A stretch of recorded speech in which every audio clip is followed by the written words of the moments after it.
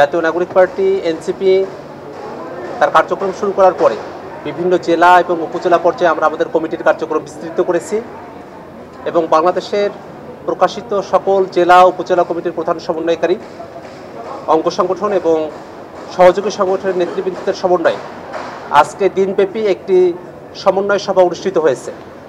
সেই সমন্বয় সভায় কেন্দ্রীয় আহ্বায়ক কমিটির সম্মানিত আহ্বায়ক এবং অন্যান্য নেতৃবৃন্দ এবং আমাদের অঙ্গ সংগঠন এবং সহযোগী সংগঠনের নেতৃবৃন্দ উপস্থিত ছিলেন। সারা দেশের বিভিন্ন প্রান্ত থেকে আমাদের নেতাকর্মীরা সেখানে উপস্থিত হয়েছেন।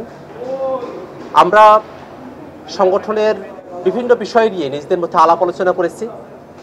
আমাদের দুই মুখ্য সংগঠক সাংগঠনিক বিষয়ে তারা দিক নির্দেশনা প্রদান করেছেন। আমাদের মুখ্য সমন্বয়ক তিনি আমাদের অঙ্গ সংগঠন এবং সহযোগী সংগঠনগুলোর বিষয়ে দিক নির্দেশনা প্রদান করেছেন এবং সামগ্রিক বিষয়ে জোট, সামনে গণপরিষদ এবং জাতীয় নির্বাচনের বিষয়গুলোতে আমাদের আহ্বায়ক প্রস্তুতি গ্রহণের কথা বলেছেন। সম্মানিত বন্ধুগণ, আমরা যখন আমাদের সারা দেশের প্রতিনিধিদের সাথে কথা বলেছি, তারা একটা বিষয় আমাদের দৃষ্টিগোচর করেছেন যে 24-এর অভ্যুত্থানের সময়কালে এবং তারও পূর্বে আওয়ামী লীগ এবং তাদের যারা দোসর এমন অনেকেই আছেন যারা মানুষের উপরে অবর্ণনীয় অত্যাচার করেছেন।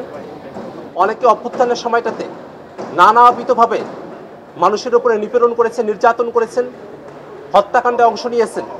এমন অনেক আওয়ামী সন্ত্রাসী এবং তাদের দোসররা এখনও তারা আইনের আওতায় আসেন নাই, তারা নানা জায়গায় ঘোরাফেরা করছেন।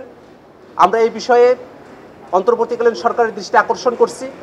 আমরা মনে করি যে বাংলাদেশে আওয়ামী ফ্যাসিবাদের সমাপ্তি বিচারিক প্রক্রিয়ার মধ্য দিয়ে হওয়া প্রয়োজন এবং সে কারণেই যারা বিগত সময়ে গুম, খুন, অত্যাচার, নির্যাতন, আয়নাঘরের মতো পরিস্থিতি তৈরি করেছে, যারা 24-এর অভ্যুত্থানের সময়কালে এবং এরও পূর্বে নানাবিধ হত্যাকাণ্ড সংঘটিত করেছে এবং মানবতা বিরোধী অপরাধের সঙ্গে যুক্ত রয়েছে, সেই সব আওয়ামী লীগের নেতৃবৃন্দ তারা দেশের মধ্যে যেখানেই থাকুক না কেন আইন শৃঙ্খলা রক্ষাকারী বাহিনী তাদেরকে খুঁজে বের করবে এবং তাদেরকে আইনের আওতায় নিয়ে আসবে। একই সাথে যারা দেশের বাইরে পালিয়ে গিয়েছেন, অন্তর্বর্তীকালীন সরকার তাদেরকে দেশে ফিরিয়ে নিয়ে এসে বিচারের মুখোমুখি দাঁড় করাবে, সেই দাবি আমরা সরকারের কাছে রাখতে চাই। সম্মানিত বন্ধুগণ, আজকের এই সমন্বয় সভায় আমরা সংগঠনের বিস্তার নিয়ে কথা বলেছি।